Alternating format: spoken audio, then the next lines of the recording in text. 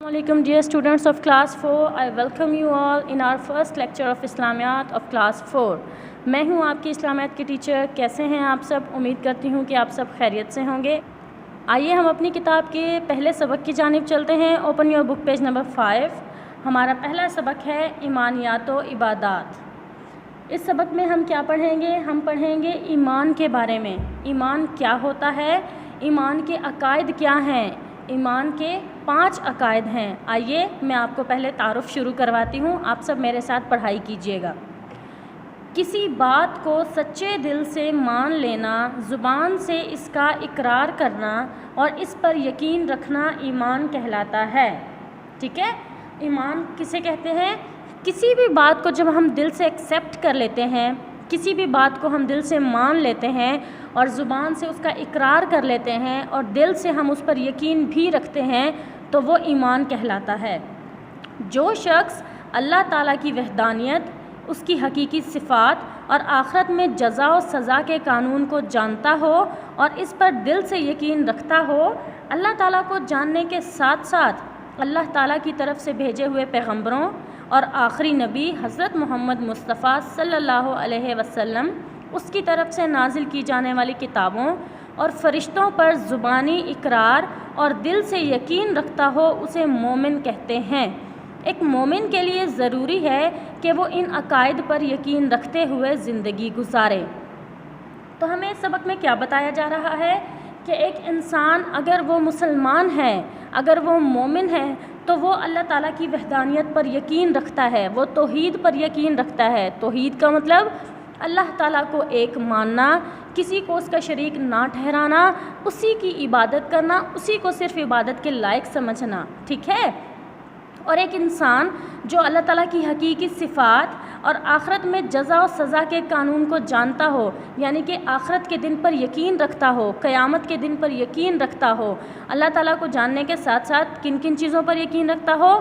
فرشتوں پر یقین رکھتا ہو، آسمانی کتابوں پر یقین رکھتا ہو، رسولوں نبیوں پر یقین رکھتا ہو اور آخرت کے دن پر یقین رکھتا ہو، تو اس انسان کو کیا کہیں گے؟ اس انسان کو مومن کہیں گے، یعنی کہ مسلمان کہیں گے. ایمان کے کتنے عقیدے ہیں بیٹا؟ ایمان کے 5 عقائد ہوتے ہیں. ٹھیک ہے؟ سب سے پہلا اللہ تعالیٰ پر ایمان، نمبر 2 فرشتوں پر ایمان، نمبر 3 الہامی کتابوں پر ایمان یعنی کہ آسمانی کتابوں پر ایمان، نمبر 4 رسولوں پر ایمان اور نمبر 5 آخرت پر ایمان. اگر ایک انسان اگر وہ مسلمان ہے تو، مومن ہے تو وہ ان 5 عقائد پر یقین رکھتا ہوگا. ان 5 عقائد پر جو شخص یقین رکھتا ہے اسے مسلمان کہتے ہیں. اور ایک مسلمان کے لیے ضروری ہے ایک مسلمان کے لیے ضروری ہے کہ وہ ان 5 عقیدوں پر ایمان رکھے. آئیے ہم اپنے پہلے عقیدہ، ہمارا جو پہلا پوائنٹ ہے اس کی پڑھائی کرتے ہیں. آپ سب میرے ساتھ مل کر پڑھیے گا. اللہ تعالیٰ پوری کائنات کا خالق ہے، وہ ہر جگہ اور ہر وقت موجود ہے. اللہ تعالیٰ پر ایمان لانے کے عقیدے کی بنیاد یہ ہے کہ وہ ہمارا رب ہے. رب کسے کہتے ہیں؟ رب کا مطلب ہے پالنے والا. وہ ہمارا رب ہے اور ہم اس کے بندے ہیں. کائنات کا سارا نظام اسی کے ہاتھ میں ہے. وہ اکیلا ہے، کوئی اس کا شریک نہیں ہے. وہ تمام خوبیوں کا مالک ہے اور ہر قسم کی کمی اور عیب سے پاک ہے. اللہ تعالیٰ پر ایمان لائے بغیر کوئی شخص مسلمان نہیں ہو سکتا. تو اللہ تعالیٰ پر ایمان کا کیا مطلب ہے؟ یہ ہم سب بھی جانتے ہیں کہ اللہ تعالیٰ پوری کائنات کا خالق و مالک ہے. اس کائنات میں ہمیں جو چیز نظر آ رہی ہے وہ سب اللہ تعالیٰ کی پیدا کی ہے.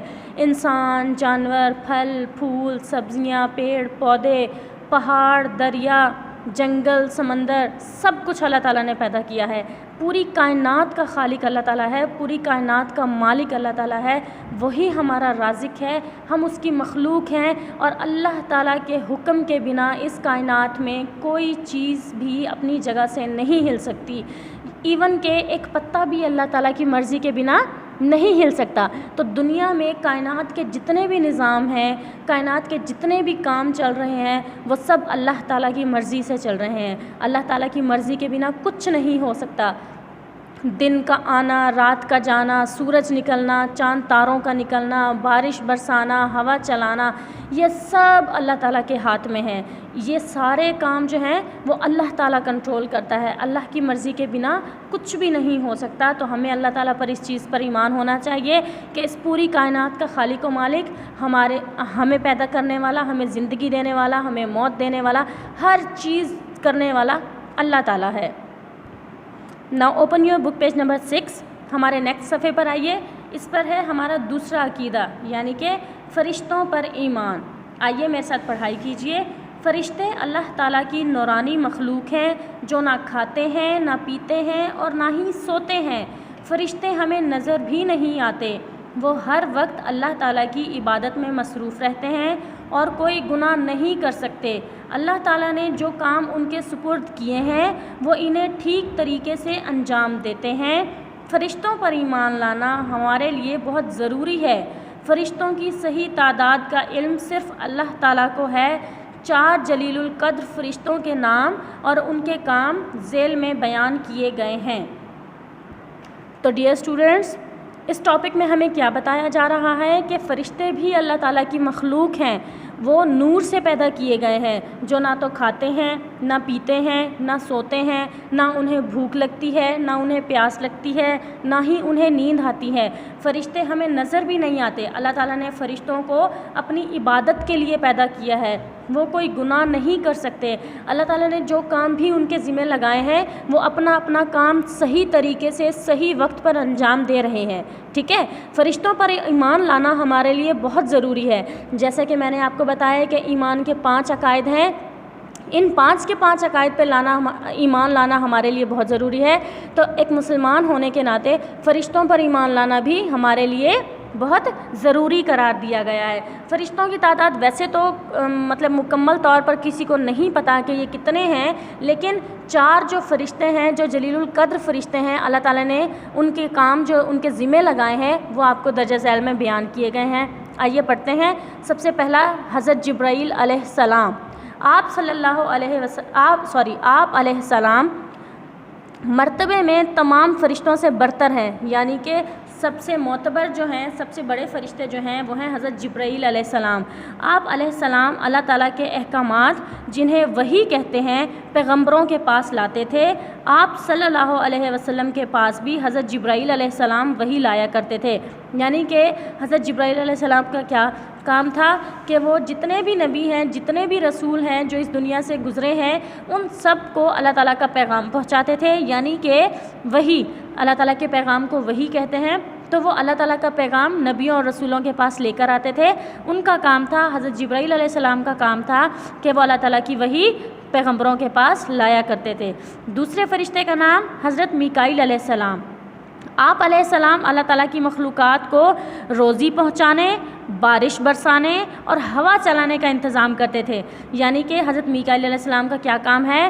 آپ کیا کرتے ہیں کہ پوری دنیا کی مخلوقات میں جتنے بھی مخلوق ہیں، جتنی بھی جاندار مخلوقات ہیں، ان سب کو روزی پہنچاتے ہیں، بارش برساتے ہیں اور ہوا چلاتے ہیں۔ آئیے تیسرے فرشتے کا نام کیا لکھا ہوا ہے؟ حضرت اسرائیل علیہ السلام۔ آپ اللہ تعالیٰ کے حکم سے ہر جاندار کی روح قبض کرتے ہیں، یعنی کہ جب ایک جاندار کی موت کا وقت آتا ہے تو اس کی روح کون قبض کرتا ہے؟ حضرت اسرائیل علیہ السلام قبض کرتے ہیں۔ چوتھے فرشتے کا نام کیا دیا گیا ہے؟ حضرت اسرافیل علیہ السلام۔ آپ علیہ السلام اللہ تعالیٰ کے حکم سے پہلا سور پھونکیں گے، جس کی آواز سن کر زمین اور آسمان پھٹ جائیں گے، تمام جاندار مر جائیں گے اور اس دنیا کا نظام ختم ہو جائے گا۔ اس کے بعد اللہ تعالیٰ کے حکم سے آپ دوبارہ سور پھونکنے سے تمام مردے حساب کتاب کے لیے دوبارہ زندہ کر دیے جائیں گے۔ اسی دن کو قیامت کہتے ہیں۔ یعنی کہ حضرت اسرافیل علیہ السلام کیا کریں گے؟ جب قیامت کا وقت آئے گا تو وہ پہلا سور پھونکیں گے، جس سے دنیا جو ہے وہ بالکل ختم ہو جائے گی، بالکل تباہ و برباد ہو جائے گی، زمین اور آسمان پھٹ جائیں گے، دنیا میں جتنی بھی چیزیں ہیں وہ تباہ ہو جائیں گی، جتنے بھی جاندار ہیں وہ مر جائیں گے اور اس دنیا کا نظام ختم ہو جائے گا۔ یہ قیامت کا روز ہوگا۔ اس کے بعد آپ اللہ تعالیٰ کے حکم سے دوبارہ سور پھونکیں گے۔ حضرت اسرافیل علیہ السلام اللہ تعالیٰ کے حکم سے دوبارہ سور پھونکیں گے. دوبارہ سور پھونکنے سے کیا ہوگا کہ جتنے بھی مردے ہوں گے وہ تمام حساب کتاب کے لیے زندہ کر دیے جائیں گے اور اللہ تعالیٰ کے سامنے پیش کیے جائیں گے. تو اسی دن کو کیا کہتے ہیں؟ قیامت کہتے ہیں. تو ڈیئر اسٹوڈنٹس، ہمارا تیسرا عقیدہ کیا ہے؟ اللہ تعالیٰ کی کتابوں پر ایمان. سب سے پہلے ہم نے پڑھا اللہ تعالیٰ پر ایمان، اس کے بعد ہم نے پڑھا فرشتوں پر ایمان. اب تیسرا عقیدہ ہے اللہ تعالیٰ کی کتابوں پر ایمان.